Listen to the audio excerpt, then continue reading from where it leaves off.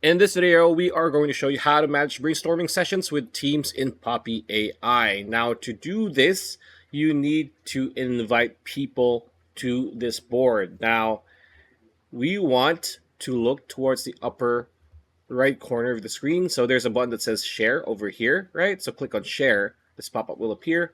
So share with the team, which is our workspace. Make sure that you have this ticked enabled, make board public, and then copy link to share so anyone with the link can edit this board, which means when somebody joins your board, they can now add stuff here. So again, it's pretty straightforward. Brainstorming is pretty much you in a call with your coworkers and like, okay, how do we do this?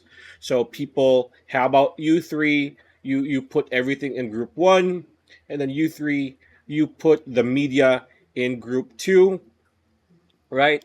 And we're gonna work our way and just have Poppy. How are we gonna prompt Poppy, right? Like any ideas? So it's pretty much a collaboration using Poppy as the machine, as the core engine for you to create a more efficient outcome to your project. And with that said, if you're interested in trying out Poppy AI, you can get a $25 off discount when you click on the link in the description we have provided below. So pretty much it's a video. Hope you liked it. Like, comment, share, subscribe, ring that bell icon. I'll see you on the next video.